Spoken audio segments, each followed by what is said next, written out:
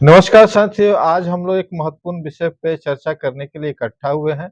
आज हमारे साथ हैं काराकाट लोकसभा से चुनाव लड़ने वाले अवधेश पासवान जी हैं और साथ ही साथ पाटलिपुत्रा लोकसभा क्षेत्र से चुनाव लड़ने वाले हरिकेश्वर राम हमारे साथ हैं, जो बसपा से चुनाव लड़े थे। जिस तरह से आज मंत्रिमंडल का विस्तार हो रहा है, तो मंत्रिमंडल विस्तार में जाति समीकरण का क्या ख्याल रखा गया है, किन-किन जातियों को प्रतिनिधित्व दिया गया है, तमाम बात चर्चा करेंगे हम। आज हमारे साथ हरिकेश्वर राम हैं। बिहार सरकार में कैसे जातियों के साथ भेदभाव किया जाता है, कैसे किसी खास जाति को तवज्जो दिया जाता है और किसी खास जाति को नेगलेक्ट किया जाता है। तमाम मुद्दों पे हम बातचीत करने के लिए हरिकेश्वर राम जी से आमंत्रित करते हैं। सर, क्या वजह है बिहार में कि कुछ खास जातियों को ही तवज्जो दिया जाता है मंत्रिमंडल विस्तार में सर? आज देखिए वो तो स्पष्ट मालिक हो रहा है ना। अभी अभी वर्तमान जो पोजीशन देखिए जी। तो 5.3111% जो है पासवान जाति की, जी। ठीक है? और 5.26 है ना परसेंट रविदास जाति का है, जी। ठीक है। लेकिन इनका मंत्रिमंडल में प्रतिनिधित्व जो है दो है। अच्छा। इसे पासवान जाति से हाँ। एक महेश्वर हजारी है जी बिल्कुल। और एक कृष्णनंदन पासवान है, जी ठीक है। बिल्कुल। उसी तरह से मान लीजिए जाइए कि चमार में रविदास में जी। तो एक जनक चमार है जी। और एक सुनील कुमार, जी। टोटल 4 आदमी। हाँ। वही आप देख लीजिए राजपूत बिरादरी को ले लीजिए, जी। ठीक है। हाँ। राजपूत जाति की संख्या मात्र 3.45 है, जी। दोनों से बहुत कम। जी। एक तरफ 5.31 जी। और आपका 3.45, हाँ। मतलब कम से कम 2% हाँ। कम मान लीजिए कि कम। पासवान चमार सिंह का हाँ। संख्या कम, ठीक है। हाँ। इसके बावजूद भी अभी हाँ। तक हाँ। 5 इनके मंत्री हैं। अभी तक 5 मंत्री हैं, जिससे एक लेसी सिंह हो गए, जी। सुमित सिंह हो गए, जी बिल्कुल। ठीक है। जी। उसके बाद फिर ये बबलू मान लीजिए कि हैं, जी। नीरज बबलू जी। 3 हो गए। एक और मान लीजिए कि यहाँ पर रोहतास वाले जो है संतोष सिंह मान लीजिए, तो ये 4 आदमी तो हो गए और एक मान लीजिए कि जो है उनका विधान परिषद में सभापति है। अच्छा। ठीक है। हाँ। तो ये 5 हो गया और शायद एक और भी मंत्री आज नाम आ रहा है कि राजू सिंह का। राजू सिंह मान लीजिए कोई है साहेबगंज के विधायक, उनको मंत्री बनाने की बात हो रही है। तो ले देखो उनका 6 हो गया।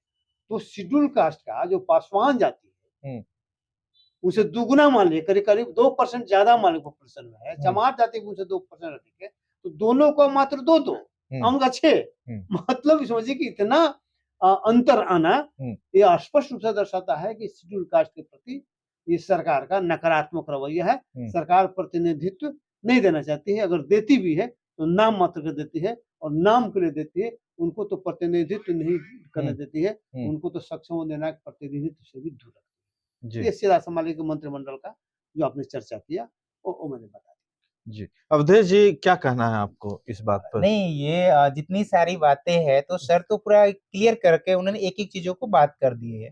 तो देखने की चीज है, तो हमारे समाज के नेतृत्व में बात करता हूँ, पासवान समाज की जो बात करता हूँ। जी। तो 5% के ऊपर से हम लोग हैं, लेकिन हमारे जो नेता है, जो कथित रूप से जो पासवान समाज जो अपने आप को एक विस्थापित नेता जो मानते हैं कि मैं ही समाज का एक लीडर हूँ, तो कभी इन जैसे मुद्दे पर उन्होंने कभी आवाज नहीं उठाया।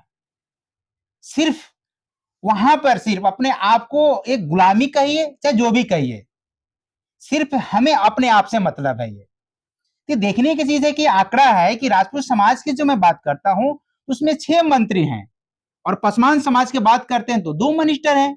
ये तो हमारे लिए दुर्भाग्य की बात है। ये दुर्भाग्य की बात है। ये सरकार को भी इसमें देखना चाहिए कि जिसकी आबादी बिहार में दूसरे स्थान पर है, पासवान समाज की मैं बात करता हूं, ये मेरा डाटा नहीं है, सरकार की जातीय जनगणना डाटा है। उसकी सहभागिता है कहां? जब तक हमें प्रतिनिधित्व नहीं मिलेगा और निर्णायक कदम हम लोग कहां से ले पाएंगे? आज भी देखिए क्या हालात है पासवानों का। जो अनुसूचित जाति भी हम बात करेंगे तो कम से कम अनुसूचित जाति में 10 जाति से भी हम लोग अभी गरीबी रेखा में है ये। और हम बात किया जाता है कि पासवान समाज बहुत आगे बढ़ चुका है, ऐसा कोई बात है नहीं। लेकिन आपके चैनल के माध्यम से मैं कहता हूं और आह्वान भी कर रहा हूं, अगर पासवान समाज का अगर निर्णायक प्रतिनिधित्व नहीं दिया जाता है तो आने वाला जो विधानसभा जो चुनाव है इसका खामियाजा जितनी भी रूलिंग पार्टियां हैं उसको भुगतने के लिए लोग तैयार रहेंगे। हम लोग एक एक लोगों के पास जाकर हम लोग इसको जागरूक करेंगे कि आपकी प्रतिनिधित्व की कमी है, इतनी आबादी होने के बावजूद आपको वहां पर प्रतिनिधित्व नहीं दिया जा रहा है। अपने समाज के उन नेताओं से पूछिए क्या हमारी यही सौभाग्यता है। तो ऐसे बहुत सारे मुद्दे हैं और इसका अलावा जो है जी हम बता रहे हैं कि भाई आखिर पासवान को इतना नेग्लेक्ट क्यों किया, ठीक है जी, इस चमार को भी नेग्लेक्ट क्यों किया। अच्छा, दोनों का बिल्कुल ज्यादा है, बिल्कुल आप मान लीजिए कि राष्ट्र को ज्यादा तरजीह देती है, जी, जबकि लोग कहते हैं कि नरेंद्र मोदी का सबसे बड़ा दुलरुआ चिराग पासवान है। अब बताइए चिराग पासवान दुलरुआ, चिराग पासवान पासवान का बहुत बड़ा लीडर, लोग कहते हैं कि भाई पासवान उन्हीं के नेतृत्व पे चलता है। तो ये चिराग पासवान, नीतीश कुमार और बीजेपी, ये सारे लोग जो है शेड्यूल कास्ट को नीचा दिखाने में कोई कसर नहीं छोड़ रहे हैं और चिराग पासवान अपने समाज के हितों की रक्षा करने में अक्षम माने की साबित हो रहा है। तो ऐसे लोगों पर समाज कैसे विश्वास करेगा, नेतृत्व को कैसे एक्सेप्ट करेगा, ये समाज को सोचना है और इसके लिए हम लोगों को बताएंगे। सर क्या रणनीति होनी चाहिए जिस तरह से हर जाति अपने अपने राजनीतिक अधिकार के लिए कई संगठन बना के, जिस तरह से चुनाव के मौसम में तो कई तरह की आवाजें उठती रहती हैं, आप पासवान समाज से आते हैं, क्या वहाँ किस तरह की भागीदारी चाहते हैं और क्या चाहते हैं सर? देखिए सीधी सी पॉलिटिकल मालिक है, पॉलिटिकल बात है जी, तो जिसका पॉपुलेशन उसी रेशियो में आप दे देते हैं। तो अगर मान लीजिए कि पासवान अगर मान लीजिए 5.31% है, तो स्वाभाविक है कि इससे कम राजपूत का होना चाहिए था, इसलिए कि 3.45% उनका मान लीजिए, कुर्मी का मान लीजिए, जादव का हमसे अलग रहता है, हम नहीं विरोध करते। तो कहने का मतलब है कि जिसका पॉपुलेशन जितना है उस हिसाब से अगर आप प्रतिनिधित्व देते तो किसी को कम नहीं होता। अगर किसी का कम हो रहा है चाहे किसी को आप अधिक दे रहे हैं तो इसका मतलब वो असंतुलित मान लीजिए। जब वो असंतुलित हो गया तो समझिए कि सोशल जस्टिस के लिए ठीक नहीं मान लीजिए कि ये समतामूलक समाज की स्थापना के विरुद्ध है, ये संविधान के विरुद्ध है। देखिए पॉलिटिकल पार्टी जो उनकी समझ है या उनकी जो विचार है, उनको लगता है कि अगर चिराग पासवान जी को अगर पूरा सीट दे दिया जाए या उनको संतुष्ट कर दिया जाए तो पूरा समाज संतुष्ट हो जाता है, पूरा समाज एक होके एकजुट होके, क्योंकि वोट की राजनीति चलती है। तो पूरा पासवान समाज जिस तरफ चिराग पासवान रहेंगे उस तरफ पूरा पासवान समाज का वोट जाएगा, ऐसा पॉलिटिकल का पार्टी लोग शायद समझती है। आपका क्या विचार है, इससे समाज को क्या कुछ पॉलिटिकल माइलेज मिल पाएगा क्या, या फिर आने वाला समय में पासवान जाति विरोध करेंगे? देखिए लोहिया जी बोला जी, लोहिया राम लोहिया जी वो बोलते थे कि जगजीवन राम चमारों का लाशा है ना। उस समय जब जगजीवन राम जिंदा थे तो कहते थे कि जगजीवन राम चमारों का लाशा है। उसी तरह से चिराग पासवान दुसाधों का लाशा है। तो ये लोग कहा गया कि लाशा लगा दिया, लाशा का होता है सटते चला गया, कुछ किसी को कुछ करने की जरूरत नहीं है। जाति के नाम पर उसको आगे कर दिया और लोग जाति के नाम पर, क्योंकि जातिवाद तो है और उसके नाम पर लोग सटते चला गया। लेकिन आज वो स्थिति नहीं है। जगजीवन राम को कुछ हमारा नेता मानता है, काशीराम को मानता है, बाबा साहब को मानता है। उसी तरह से पासवान जाति के लोग भी ये चिराग पासवान के इस हरकत से छोड़ देगा और इनको नेता नहीं मानेगा, इसलिए कि आप उसके हितों की रक्षा करने में नाकामयाब हो रहे हैं। आप कहीं लड़े, आप चौकीदार दफादार का उसका भी हितों का अनदेखी आपने करा दिया। आपने मान लिया कि अभी मंत्रिमंडल में जितना होना चाहिए उतना आप नहीं करा पा रहे हैं, आपसे कम संख्या वाला ज्यादा ले रहा है, तो आप कौन सी का प्रतिनिधित्व कर रहे हैं? इसका मतलब कि आपका प्रतिनिधित्व करने का कोई मतलब नहीं है। आप समाज को धोखाधड़ी कर रहे हैं, समाज के मान लीजिए कि जो है ना वोट को आप बेच रहे हैं, आप समाज के वोट को बेच रहे हैं, आप उसके बदले अपने लाभ दे रहे हैं। जी सर, सवाल आपसे है, क्या आप चिराग पासवान को अपना नेता मानते हैं सर? हम तो चिराग पासवान को कभी नहीं नेता मानते हैं। क्यों? नेता नहीं मानने के कारण आपने सुना भी क्यों? क्योंकि आप जिस समाज का बोलते हैं कि हम नेतृत्व कर रहे हैं, उसकी नेतृत्व की परिभाषा या शायद वो जानते हैं या जानते भी होंगे, इसके चलते वो अपने अनजान बने होंगे। कभी बोलते हैं कि हम जाति पाति को नहीं मानते हैं, वाह भाई वाह। एक तरफ से जाति पाति को कहते हैं चिराग पासवान जी हम नहीं मानते हैं, और दूसरी तरफ वो रिजर्व सीट पर लड़ेंगे। जब आप इतना ही आप जाति पाति को नहीं मानते हैं, जैसे मैंने काराकाट से जनरल सीट से चुनाव लड़ा, आप में वो काबिलियत है, अगर जाति को नहीं मानते तो आप भी एक रिजर्व सीट को छोड़कर आप जनरल सीटों पर से भी आप चुनाव लड़िए। चिराग पासवान जी, मैं माननीय मंत्री आपको से मैं आह्वान करता हूं कि आप जिस हिसाब से आप मंत्रिमंडल को जो चला रहे हैं, आप खास संस्करण डिपार्टमेंट का मिनिस्टर हैं, उसके बावजूद भी हमारे समाज को एक भी खास संस्करण डिपार्टमेंट में लोन की भी स्वीकृति नहीं हो पा रही है। मेरे पास ऑलरेडी प्रूफ है। खास संस्करण डिपार्टमेंट में जब बैंक में जो फॉर्म सिलेक्शन होकर जाता है तो बैंक मैनेजर बोलता है कि आप पढ़कर बताइए। ये बताइए, अगर मैं एक अनपढ़ हूं, हम सरकार की स्कीम को लेना चाहते हैं, उस सारी कैटेगरी में फुलफिल कर पा रहा हूं, उसके बाद वहां का मैनेजर बोलता है कि पढ़कर बताइए। ये तो दुर्भाग्य है। यानी चिराग पासवान को आप नेता नहीं मानते हैं? कभी नहीं मानते हैं। आदरणीय रामविलास पासवान जी कोई भी इंटेलेक्चुअल जो थोड़ा बहुत जागरूक है, जानकार है, वो चिराग पासवान को नेता नहीं मानता है। अब बेचारा जो गांव में पढ़ा लिखा आदमी नहीं है, समझ नहीं है, वो उसकी जाति के नाम पर उसको पीछे करता है। लेकिन अब धीरे धीरे जागरूकता बढ़ रही है, अब चिराग पासवान नेगलेक्टेड होने लगा। सर, अभी कुछ हाल के दिनों में जिस तरह से पारस पासवान जी ने समाज के बीच जाने का काम किया, जब से वो भारतीय जनता पार्टी से अलग अपना हुए, तो क्या लगता है कि पारस पासवान जो है चिराग पासवान जी का विकल्प हो सकते हैं क्या, या उनको लोग नेता मानेगा पासवानों में? सर, सवाल आपसे। सर देखिए, चिराग न नेता है ना पशुपति। बिल्कुल ठीक है। पशुपति सिर्फ मैनेजर थे रामविलास पासवान जी, सिर्फ मैनेजर ही करते थे। अभी विधानसभा में एक बार उनका वक्तव्य सुने? आज तक तो हम लोगों ने विधानसभा में इतना बार रहे, मंत्री रहे, कभी भी विधानसभा में बोलते हुए उनका एक भी कहीं हम लोगों ने रिपोर्ट नहीं देखा। कभी भी मान ले कि पेपर मीडिया में उनका हम लोगों ने पर्चा मतलब अपना उनका वक्तव्य नहीं सुना। ठीक है। अब मान लीजिए कि उनको तो जबरदस्ती चिराग पासवान को डाउन करने के लिए विरोधी गुट ने, नीतीश कुमार ने मिल के उनको मंत्री बनवा दिया था। अभी जब मौका मिला तो उसको हटा देता, जीरो हो गए। अब कूदत फांस चल रहे हैं। भाई, आप में काबिलियत रहेगा तब ना नेतृत्व बनिएगा। और लोगों को मान रहा है कि चूंकि रामविलास पासवान का बेटा है, तो रामविलास पासवान का बेटा ही उसका वारिस बनेगा। तो इसलिए मान लीजिए कि इस एजम्पशन के आधार पर उसको मोदी ने फिर उसको अपना उत्तराधिकारी बना दिया, और उसके चलते तत्काल उसको लाभ हो रहा है। लेकिन अगर आपको देखा जाएगा आप कर रहे हैं, आप समाज के लिए क्या कर रहे हैं, आप चौकीदार दफादार का संघर्ष हुआ, उसमें आप जाके क्या, आप मान लीजिए उसको जो उसका अधिकार था उसको न्याय दिला पाए? अगर नहीं दिला पाते हैं, अगर मान लें कि समाज में सरकार में आप हैं, एनडीए में हैं, और अगर पासवान को अधिकार नहीं मिल पा रहा है, अगर रविदास को नहीं मिल रहा है, शेड्यूल कास्ट का अधिकार नहीं मिल पा रहा है, तो आप कह रहे हैं ना नहीं सर, एक चीज और भी सर, एक चीज और भी सर बात कर रहा हूँ सर, एक चीज और भी है सर कि आप देखेंगे कि अभी तक कितने पासवानों का हत्या हो चुकी है, लेकिन इनके एक भी मुंह से कभी भी आवाज नहीं निकलता है। पारस पासवान जी का, या पारस हो या चिराग हो, दोनों लोग की बात कर रहा हूँ। आज जो पारस पासवान जी है ही नहीं। हम लीडर, अगर इस समाज को लीडर होते हैं तो जितनी हत्याएं हो रही है, एक मुझसे भी बोलना चाहिए। रामविलास पासवान नेता थे, वो नेता थे, वो सदन में सदन में आवाज को उठाते थे। कोई लोग बेच रहा है वहां से, कमाई को बेच के खा रहा है, बेच को खा रहा है।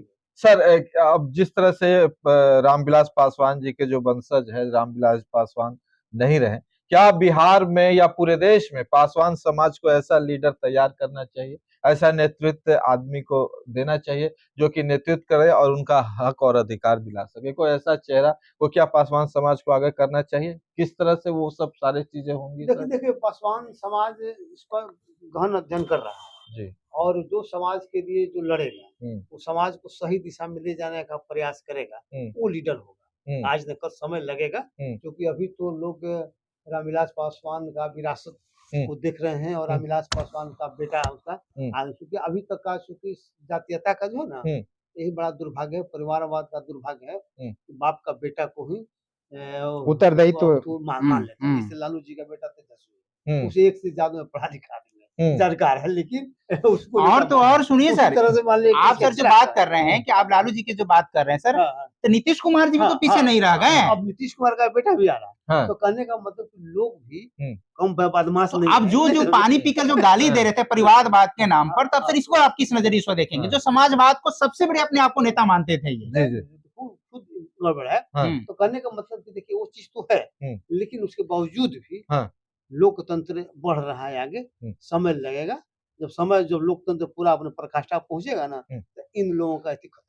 सर, मेन मुद्दा का सवाल यह है कि मंत्रिमंडल जो विस्तार हो रहा है उसमें कौन सा चेहरा को पासवान समाज से या रविदास समाज से मंत्रिमंडल में जगह दिलाने की आप लोग मांग करते हैं? सर, मांग नहीं करते तो जीरो ना, हमारा प्रतिनिधित्व चाहिए। हमारा करने का मतलब कि 5% मेरा पॉपुलेशन जी, अगर मान ले कि हमसे कम जाति संख्या वालों को आप अधिक दर्जे दे रहे तो कम से कम हमको उतना मंत्री होना चाहिए। अच्छा, जैसे राजपूत मालिक हमसे कम 6 दे रहा है, तो हमको कम से कम 6 चाहिए। अच्छा, यही है मेरा। तुम किसी को बना दो, तुम तो अपने पार्टी का बनाएगा। तो कह रहे हैं कि सामाजिक न्याय की सरकार है और दलितों की शुभचिंतक है एनडीए की सरकार, तब आप उसमें असंतुष्ट है तो कैसे होगा?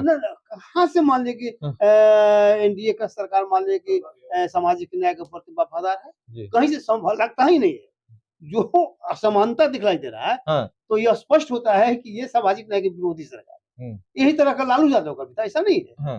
जो है शेड्यूल कास्ट के प्रति उन लोगों का नकारात्मक रवैया है। शेड्यूल कास्ट को ठगने का लोग काम करता है। अन्यथा अगर नहीं ऐसा होता तो राजपूत को 6 अनुसार समाज दोनों को मिला के 4, ऐसा नहीं। ये कहाँ का नया है? जो कि मान ले कि दोनों को मिला के 3 गुना मान ले उसका संख्या हो जाएगा। सर, एक बहुत बड़ा सवाल है कि जितना भी शेड्यूल कास्ट के बड़े लीडर हैं जो एनडीए के साथ है, अभी जीतन मांझी जी भी हैं और गांधी मैदान में रैली करने जा रहे हैं, बहुत बड़ी रैली, तो क्या ये लीडर जो है दलित समाज को आगे लेके नहीं जा पाएंगे? जैसे जीतन मांझी है तो ये चमचा है, सुनिए, चमचा युग, चमचा एज जो है काशीराम जी ने लिखा था ना, तो ये लोग वोट बेचवा है जी।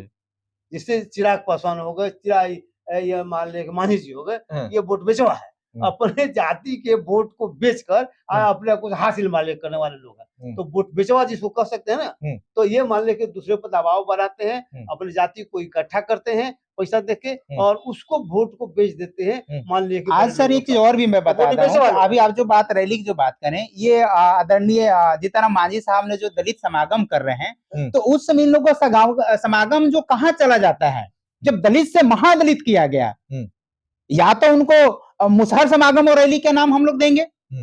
जिस समय पासवान समाज को एक तरफा जब छाड़ दिया जाता है तो दलित हुआ कहाँ?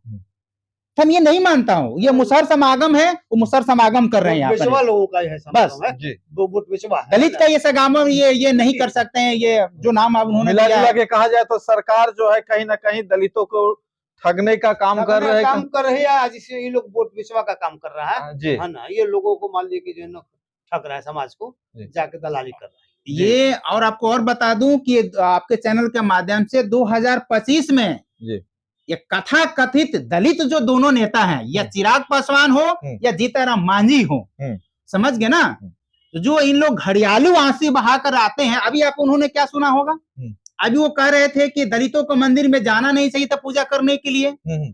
हमको जब हम गए वहां तो कहाँ जो गए थे तो हमको ये मंदिर को धुलवाया गया और आज वो पवित्र हो गए और जा रहे हैं संगम में डुबकी लगाने के लिए। या तो ये बात उनको पहले नहीं बोलना चाहिए, या खुद अपने बहबाई में, या जब इस सर ने आपने दुआ के चमचासन का जो नाम दिया हम चमचा युग का, या तो चमचा युग के चलते आप उस चीजों को बात को प्रचार कर रहे हैं यहाँ पर। तो मिला जुला के कहा जाए कि जो दलित समाज है वो इन लोगों को लीडर मानने से इनकार कर रहा है। सर, खासकर मैं हम पासवान समाज को मैं मानता हूं कि पासवान समाज एक जागरूक है। ये चिराग पासवान को और दलित समाज में जितने भी और भी जो हमारे नेता है, इसके लिए हम लोग बहुत जल्द हम लोग एकजुट हम लोग करेंगे और आपका या गांधी मैदान या मिलर हाई स्कूल की जो बात है वहां पे बहुत जल्द जितने हमारे बुजुर्ग समाज के लोग हैं पूरे बिहार से, इन दोनों नेताओं को हम लोग बहिष्कृत करने के लिए पूरे हम लोग अभी उस पर काम हम लोग कर रहे हैं और निश्चित तौर पर हम इन दोनों को हम लोग करेंगे और इनको समाज को, जो दलित समाज को जो नेता अपने आप को मानते हैं, इन लोगों को हम लोग बहिष्कार करने का पूरा जोर हम लोग काम करेंगे। इसलिए करेंगे क्योंकि हमारी जो प्रतिनिधित्व जो मिलना चाहिए आबादी के हिसाब से, जनसंख्या के हिसाब से, इन लोग अपने फायदे के लिए समाज को इन लोग बेचने का काम कर रहा है। इसके लिए हम लोग पुरजोर तरीके से विरोध करेंगे। आने वाला समय में पूरा पुरजोर। चलिए, बहुत बहुत धन्यवाद। वीडियो कैसा लगा आप जरूर कमेंट करके बताएं। अगर वीडियो अच्छा लगा तो ज्यादा से ज्यादा शेयर करें। बहुत बहुत धन्यवाद सभी साथियों का। जय भीम।